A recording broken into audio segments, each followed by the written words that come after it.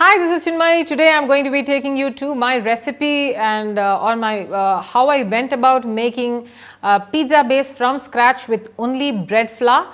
And at the end of this video, I'm just freezing it and keeping it for later use in a Ziploc bag. So let me take you right in as to how I went about doing it. And I also want to sincerely thank Samiha for letting me use her stand mixer for the purpose of this video.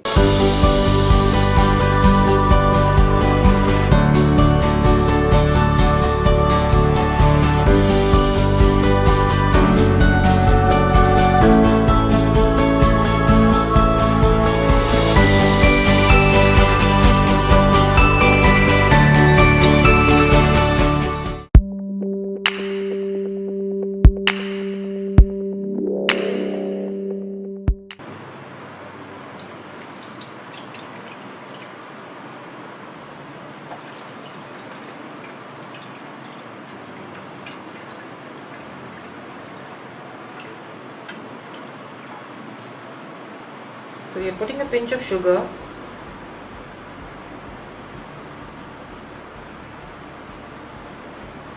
that's about 1.5 tablespoons of active dry yeast, and then we're going to slightly stir it and let sit. So if the yeast is active, this is going to bubble up in about 5 minutes. We'll now set this aside and let this sit for about 5 minutes, and we'll also take away our kitchen scale and set up our stand mixer. That's 680 grams of bread flour. In a previous time, I actually used about 180 grams of jowar and bajra flour mix as well. So this is 100% bread flour, and I'm going to be adding in the bowl of your stand mixer. If you have one, you can just add the yeast first, or you can just, if you're mixing by hand, you can just do this in a big mixing bowl. We'll now be adding our bread flour.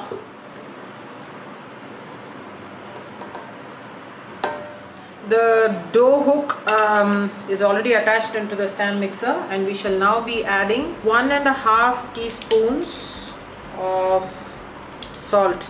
Ideally you can use sea salt, but just for a kick of flavor, I liked it, I'm using celery salt. And we add 2 tablespoons of olive oil. We shall now let the stand mixer run in low for about 5 minutes.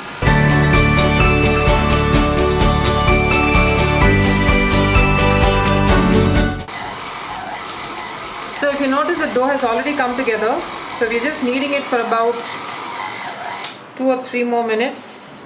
Just putting it down. It's pretty elastic already. Wow.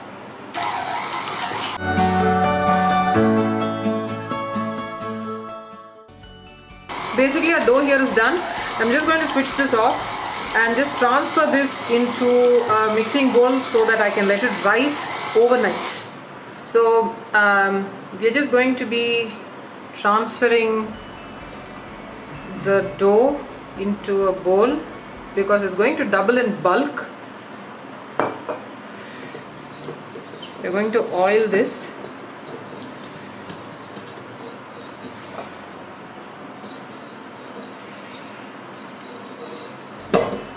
So this is about a tablespoon of olive oil, or maybe even a teaspoon, I would say. I'm just going to leave this here and cover this with cling wrap. So this is wrapped in cling wrap, and we are letting this rise overnight.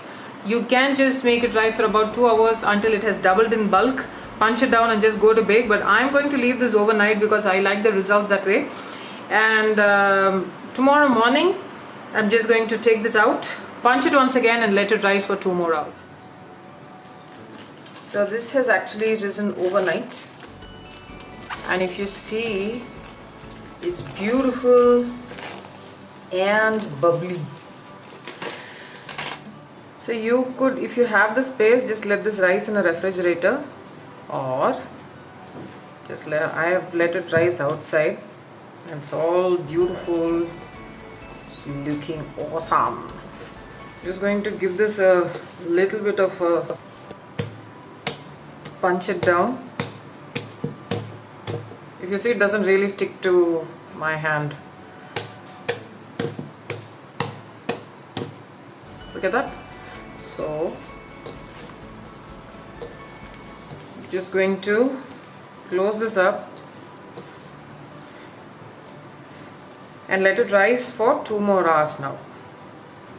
This is the really extra method. You don't have to go through all this.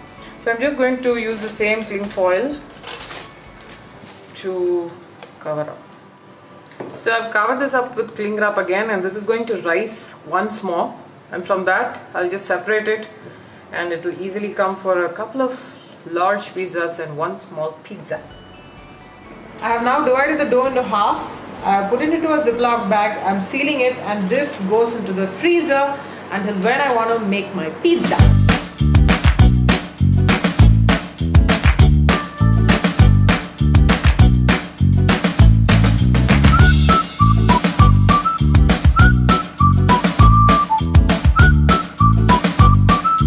So post baking the pizza, it is now, I have put it into a Ziploc bag like this, and it's frozen solid. So what you do when you want to use this pizza base is you let it defrost a couple of hours and then roll it out as you normally would, and put it out on the base plate, let it bake, put in your toppings, do the times.